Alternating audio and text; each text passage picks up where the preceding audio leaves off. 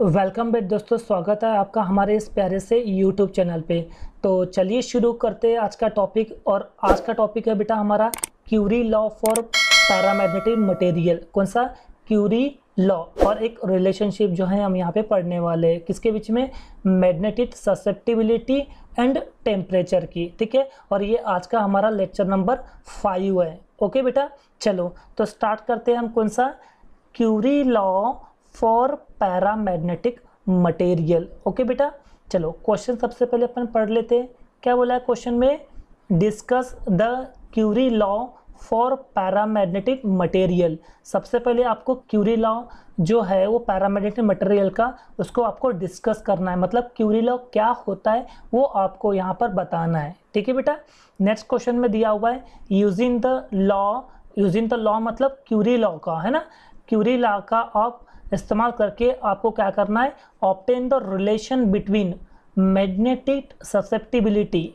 Magnetic susceptibility को मतलब होता है बेटा एच, ठीक है, और ये है टेम्परेचर। तो मैग्नेटिक ससेप्टिबिलिटी और टेम्परेचर के बीच में रिलेशनशिप आता है, उसका डिराइव करके आपको देना है। ठीक है बेटा, तो क्या बोले हमें यहाँ पे कि आपको क्यूरी लॉ जो है वो आपको बताना है, डिस्कस करना है उस पर कि क्यूरी लॉ क्या होता है, और क्यूरी लॉ के आधार पर आपको मैग्नेटिक ससेप्टिबिलिटी और टेम्परेचर के बीच में क्या करना है बेटा? रिलेशन को फाइंड आउट करना है। ठीक है, तो सबसे पहले हम डिस्कस करते हैं बेटा क्यूरी लॉ। किसको बेटा? Curie law. देखो बेटा क्या बोल रहा है magnetization of paramagnetic sample is directly proportional to the external magnetic field and inversely proportional to the absolute temperature। देखो बेटा ध्यान से समझो क्या बोला उसने? मैग्नेटाइजेशन। और आपको पता है बेटा मैग्नेटाइजेशन का सिंबल क्या होता है बेटा? mz होता है। क्या होता है बेटा? mz। तो मैग्नेटाइजेशन वो भी किसका बेटा? पैरामैग्नेटिक सैंपल का। किसका बेटा? Paramagnetic sample. ठीक है, ये होता है बेटा डायरेक्टली प्रोपोर्शनल। क्या होता है बेटा? डायरेक्टली प्रोपोर्शनल किसके बेटा? एक्सटर्नल मैग्नेटिक फील्ड के। किसके बेटा? External magnetic field. तो एक्सटर्नल मैग्नेटिक फील्ड को अपन पहले देखो, मैग्नेटिक फील्ड का सिंबल होता है बेटा बी। मैग्नेटिक फील्ड का सिंबल होता है बेटा बी, और इसके बेस में ना बेटा अपन EHT लगाएंगे। क्या लगाएंगे बेटा? EHT। तो ये जो EHT का मतलब होता है बेटा एक्सटर्नल, मैं यहाँ पर लिख भी देता हूँ, वेयर BEHT मतलब होता है बेटा एक्सटर्नल मैग्नेटिक फील्ड। ओके बेटा, एक्सटर्नल मैग्नेटिक फील्ड। ओके, चलो तो यहाँ पर ये तो बोल दिया कि जो मैग्नेटाइजेशन होता है पैरामैग्नेटिक सैंपल का वो डायरेक्टली प्रोपोर्शनल होता है एक्सटर्नल मैग्नेटिक फील्ड के, and inversely proportional to the absolute temperature. ठीक है बेटा, तो यहाँ पर दोनों कंडीशन आ गई। एक तो क्या बोला है कि magnetization of the paramagnetic sample is directly proportional to the external magnetic field and inversely proportional to the absolute temperature. यहाँ पर दोनों चीजें आ रही बेटा, है ना। एक्सटर्नल मैग्नेटिक फील्ड के डायरेक्टली प्रोपोर्शनल और एब्सोल्यूट टेम्परेचर के इनवर्सली प्रोपोर्शनल। ओके बेटा, समझ में आई बात? यहाँ पर क्या बोले बेटा हमने? मैग्नेटाइजेशन डायरेक्टली प्रोपोर्शनल होता है किसके? एक्सटर्नल मैग्नेटिक फील्ड के, और इनवर्सली प्रोपोर्शनल होता है बेटा किसके? एब्सोल्यूट टेम्परेचर के। चलो इतनी बात तो समझ में आ गई आपको। ओके, तो हम क्या करते हैं बेटा, ये जो दोनों इक्वेशन जो आपको यहाँ पर दिखाई दे रहे हैं, ये इक्वेशन और ये वाला इक्वेशन जो दिख रहा है डायरेक्टली और इनवर्सली वाला जो एक रिलेशनशिप दिख रहा है, magnetization is directly proportional to the external magnetic field and inversely proportional to the absolute temperature. तो मैं इसको इक्वेशन नंबर 1 और 2 दे देता हूँ समझने के लिए। ठीक है, अब मैं क्या कर रहा हूँ बेटा, इस इक्वेशन नंबर 1 और इक्वेशन नंबर 2 को मैं कर रहा हूँ बेटा कंबाइन। क्या कर रहा हूँ बेटा? इक्वेशन 1 और 2 को क्या कर रहा हूँ? कंबाइन कर रहा हूँ। और जैसे मैं इक्वेशन नंबर 1 और 2 को कंबाइन करता हूँ तो मुझे क्या मिलेगा? देखो बेटा, मुझे मिलेगा magnetization is directly proportional to the external magnetic field and inversely proportional to the absolute temperature. इतनी बात समझ में आ गई बेटा। चलो ठीक है। अब आपको एज वी नो दैट, हमें तो ये पता है कि जब भी प्रोपोर्शनल साइन हटता है, तो जब भी प्रोपोर्शनल साइन हटता है तो क्या आता है बेटा, कांस्टेंट आता है बेटा, और कांस्टेंट कंडीशन के हिसाब से चेंज होते रहता है। ठीक है, तो यहाँ पर ये जो डायरेक्टली प्रोपोर्शनल का साइन है ये हटेगा बेटा। ठीक है, तो जैसे ये डायरेक्टली प्रोपोर्शनल का साइन हटेगा तो कोई ना कोई कांस्टेंट आएगा, और यहाँ पर कांस्टेंट आएगा बेटा सी। क्या आएगा बेटा, कांस्टेंट आएगा सी। तो इस कांस्टेंट सी का नाम क्या है बेटा, इस कांस्टेंट सी का नाम है where C is a Curie constant. कौन सा बेटा, क्यूरी कांस्टेंट। चलो ये बात समझ में आ गई बेटा, कोई डाउट तो नहीं है यहाँ पर। तो आप यहाँ पर देखोगे ना बेटा, तो ये जो आपको जो दिखाई दे रहा है ये था हमारा बेटा क्यूरी लॉ। कौन सा बेटा, क्यूरी लॉ। तो यहाँ पर जो पहले बोला ना बेटा, discuss the Curie law for paramagnetic material. देखो क्यूरी लॉ क्या बोलता है, mz is equal to the c into B external divided by absolute temperature where c is the Curie constant. समझा बेटा, दिस इज द, और ये क्या है बेटा, this is the Curie law, और इसी को क्या बोलते बेटा अपन, क्यूरी लॉ बोलते हैं। चलो इतनी बात तो आपको समझ में आ गई बेटा। ठीक है, अब आगे पढ़ने जा रहे हैं अपन बेटा रिलेशन। क्या पढ़ने जा रहे हैं बेटा, रिलेशन। ठीक है, रिलेशन बिटवीन मैग्नेटिक सब्सेप्टिबिलिटी, किसकी बेटा, मैग्नेटिक सब्सेप्टिबिलिटी एंड एब्सोल्यूट टेम्परेचर, इसके बीच में हम पढ़ने जा रहे हैं बेटा रिलेशन। ठीक है, रिलेशन बिटवीन मैग्नेटिक सब्सेप्टिबिलिटी मतलब क्या होता है बेटा X, और एब्सोल्यूट टेम्परेचर मतलब क्या होता है बेटा T। तो इसके बीच में हम क्या पढ़ने जा रहे हैं, रिलेशन। ठीक है बेटा, तो चलिए शुरू करते हैं। वी नो दैट, हमें क्या पता बेटा, वी नो दैट, जैसा कि हम लोग जानते हैं, क्या जानते हैं कि जो मैग्नेटाइजेशन होता है ये डायरेक्टली प्रोपोर्शनल होता है बेटा किसके बेटा, एक्सटर्नल मैग्नेटिक फील्ड के, और इन्वर्सली प्रोपोर्शनल होता है बेटा किसके, एब्सोल्यूट टेम्परेचर के बेटा।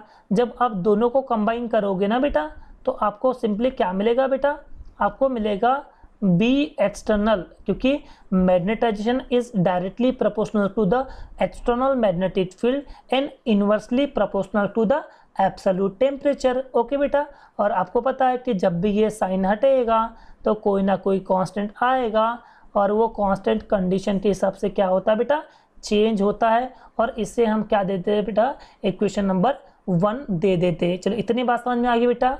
नाउ बट आपको बेटा यहाँ पर एक चीज़ याद रखना बेटा, कि जो एक्सटर्नल मैग्नेटिक फील्ड होती है यहाँ पर, ये जो एक्सटर्नल मैग्नेटिक फील्ड, इसका जो फार्मूला होता है बेटा वो होता है बेटा म्यू नॉट इंटू एच। क्या होता है बेटा, म्यू नॉट इंटू एच, जहाँ पर म्यू नॉट का मतलब होता है बेटा permeability of free space.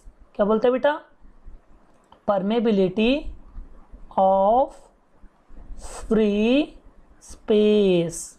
Okay बेटा, और ये जो आपको एच दिख रहा है बेटा, एच का मतलब क्या था बेटा, मैग्नेटिक इंटेंसिटी। क्या बोलते हैं बेटा इसको अपन, मैग्नेटिक इंटेंसिटी। चलो इतनी बात समझ में आ गई बेटा। आप क्या करते बेटा, ये जो एक्सटर्नल मैग्नेटिक फील्ड की जो वैल्यू है क्या आई थी बेटा, म्यू नॉट इंटू एच। तो इस एक्सटर्नल मैग्नेटिक फील्ड की जो वैल्यू है इसे मैं इक्वेशन 1 में यहाँ पर पुट कर देता हूँ बेटा। देखो यहाँ पर इक्वेशन 1 में पुट कर देता हूँ। चलो मैं इससे इक्वेशन नंबर 2 ही दे देता हूँ सीधा सीधा, है ना। तो क्या करता हूँ, put equation 2 in equation number 3। तो मैंने क्या कर दिया बेटा, इक्वेशन 2 को इक्वेशन 3 में मैं क्या कर देता हूँ, पुट कर देता हूँ। तो जैसे मैं यहाँ पर पुट करता हूँ तो मुझे मिलेगा magnetization is equal to the C into, और एक्सटर्नल मैग्नेटिक फील्ड की जगह आपको क्या रखना बेटा, mu naught into H divided by T. ठीक है बेटा, अब आगे की स्टेप क्या होंगी बेटा, ये जो आपको जो एच दिख रहा है ये एच है बेटा मल्टीप्लाई में, और इसे मैं इधर लाऊंगा ना बेटा तो ये mz के क्या हो जाएगा बेटा, डिवाइड हो जाएगा। वेरी गुड बेटा, कि ये जो h है वो इक्वल टू के इधर आएंगे ना बेटा तो mz के वो हो जाएगा बेटा डिवाइड, क्योंकि वो मल्टीप्लाई में, जब इधर लेके जाओगे तो वो बन जाएगा बेटा डिवाइड। ओके बेटा, तो ये हो गया बेटा mz divided by h is equal to the c into mu naught upon t, और इसे मैं इक्वेशन नंबर क्या देता हूँ बेटा, इसे मैं इक्वेशन नंबर दे रहा हूँ, कौन सा दे दूँ, sorry, put equation 2 in equation number 1 में ना, 1 में, सॉरी है, ये इक्वेशन नंबर 1 है, ठीक है। और ये आएगा बेटा इक्वेशन नंबर 3 आएगा बेटा, ठीक है। इतनी बात समझ में आ गई बेटा, ओके। अब याद करो बेटा, मैंने आपको लेक्चर नंबर 2 में आपको कुछ टर्म्स बताया था मैंने, और उसमें से था बेटा एक मैग्नेटिक ससेप्टिबिलिटी। याद कर लो बेटा, अगर आपने वो लेक्चर नंबर 2 नहीं देखे होंगे ना, तो प्लीज़ लेक्चर नंबर 2 को जाके देख लोगे, तो उसको आप में उसमें आपको मैंने ये बताया कि mz/h, mz/h मतलब होता है बेटा मैग्नेटिक ससेप्टिबिलिटी, है ना। Now but we know that magnetic susceptibility is a ratio of magnetization to the magnetic intensity. याद करो बेटा, ये जो एच है ना बेटा, इसको बोलते हैं मैग्नेटिक ससेप्टिबिलिटी, ओके बेटा। और इससे मैंने लेक्चर नंबर 2 में जो है इसको बहुत डिटेल में बता दिया हूँ कि magnetic susceptibility is a ratio of magnetization to the magnetic intensity, ठीक है बेटा, ओके। अब इसे मैं इक्वेशन नंबर क्या देता हूँ बेटा, इसे मैं इक्वेशन नंबर देता हूँ बेटा 4, ओके बेटा। अब क्या करता हूँ, अब ध्यान से देख लो बेटा, ये जो इक्वेशन नंबर 3 दिख रहा है बेटा, इस इक्वेशन नंबर 3 में mz/h ये काय की वैल्यू है, क्या आप बता सकते हो बेटा। Magnetization divide by magnetic intensity मतलब क्या होता है, ये होता है बेटा मैग्नेटिक ससेप्टिबिलिटी। इसका मतलब मैं सिंपली क्या कर सकता हूँ, put equation 4 in equation number 3, equation 4 को मैं इक्वेशन 3 में क्या कर सकता हूँ बेटा, पुट कर सकता हूँ। और जैसे ही मैं इसको इक्वेशन 3 में पुट करूँगा तो mz/h के जगह क्या आ जाएगा बेटा, आ जाएगा यहाँ पर मैग्नेटिक ससेप्टिबिलिटी, ओके बेटा।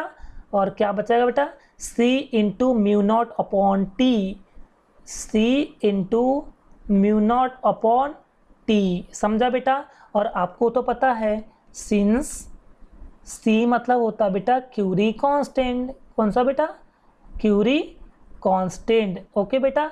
और म्यू नॉट का मतलब होता है बेटा permeability of free space, okay बेटा। और इसकी वैल्यू होती है बेटा 4 पाई इंटू 10⁻⁻⁷।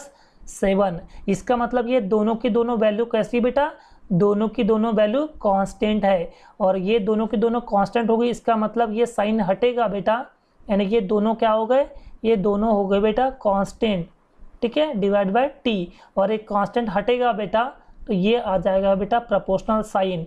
और ये जो magnetic susceptibility is inversely proportional to the absolute temperature, ठीक है बेटा।